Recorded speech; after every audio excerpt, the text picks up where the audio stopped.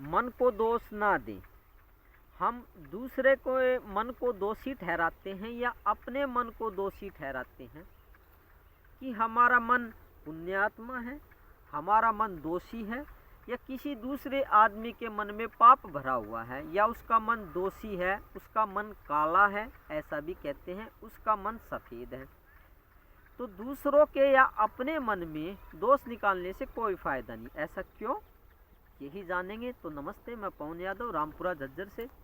आप एक बात समझिए कि जो मन होता है ना, वो एक कुदरती तत्व है, पदार्थ है, वो अपनी मर्जी से काम नहीं कर सकता है। जैसे ये मिट्टी है, ये खेत है, ये पदार्थ है, मिट्टी भी तो पदार्थ ही है, कुछ चीज़ है, ऐसा समझ लो।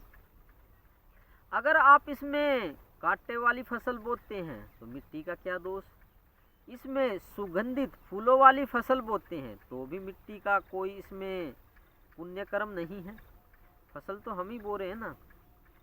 तो देखिए, जो कुदरती तत्व होते हैं ना, चाहे वो मिट्टी है, चाहे वो हमारा मन है, वो अपनी मर्जी से काम नहीं कर सकता है। जब हमारा मन अपनी मर्जी से काम नहीं कर सकता है तो वो दोषी कैसे हुआ। हाँ बिल्कुल, मन अपनी इच्छा से काम नहीं करता है।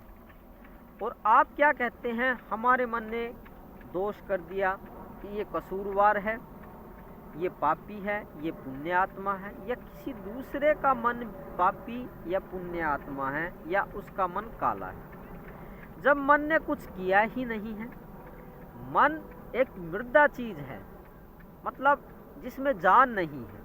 अब एक बात समझिए, अब ये मिट्टी है, इसमें जान ही नहीं है, तो ये किसी का क्या भला करेगी और क्या बुरा करेगी। बिल्कुल, ये तो तटस्थ है। तटस्थ का मतलब होता है न्यूट्रल। ऐसे ही मन भी एक मिट्टी की तरह कुदरती पदार्थ है, पार्टिकल्स हैं इसके भी छोटे छोटे। अब ये बताइए कि ये मन के अंदर जब जान ही नहीं है तो ये मन किसी का क्या बुरा करेगा, क्या अच्छा करेगा।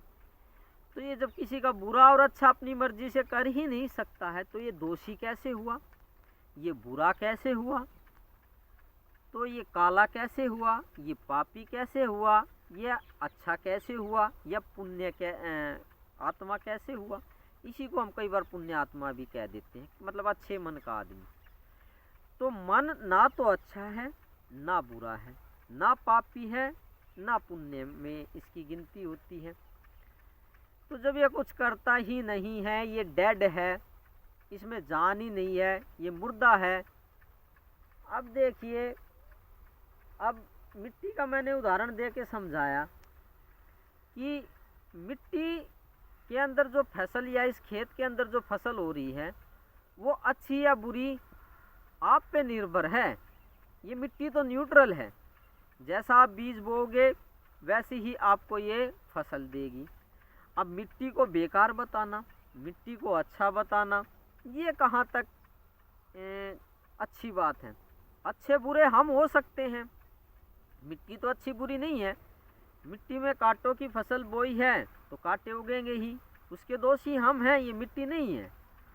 इसी तरीके से मन कोई बुरे काम कर रहा है तो हमने ही आदेश दिया होगा उसको, वो अपनी मर्जी से तो कुछ कर नहीं सकता, वो तो डेड है, मुर्दा है, न्यूट्रल है, तटस्थ है। वो अपनी मर्जी से जब कुछ कर ही नहीं रहा है तो वो दोषी कैसे हुआ। तो देखिए, दोष निकालना है तो अपने अंदर निकालने की कोशिश कीजिए।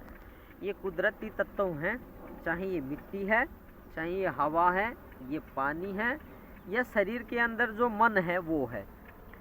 मन को दोष देना कहाँ तक सार्थकता वाली बात है, अच्छी बात है।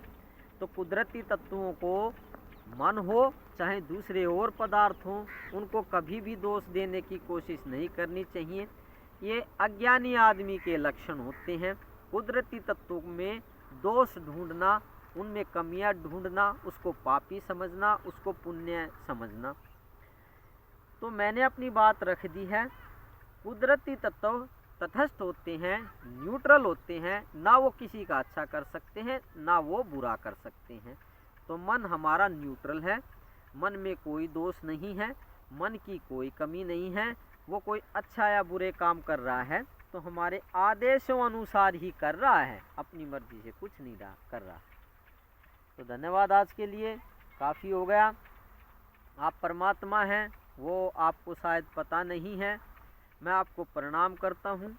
ये बात मुझे बहुत अच्छे से पता है, किताबों से नहीं हकीकत में पता है।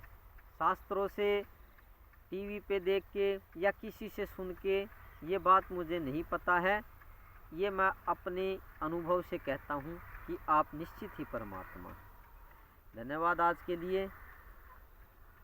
कल फिर किसी और अच्छे विषय पर बात करेंगे, जिससे आपके दिमाग का जो मति भ्रम है, गलतफहमियाँ दिमाग के अंदर बैठी हुई हैं, वे दूर हो सकें और आपको ब्रह्म ज्ञान की, भगवत्ता की और उस परमात्मा की कह लो प्राप्ति हो सके।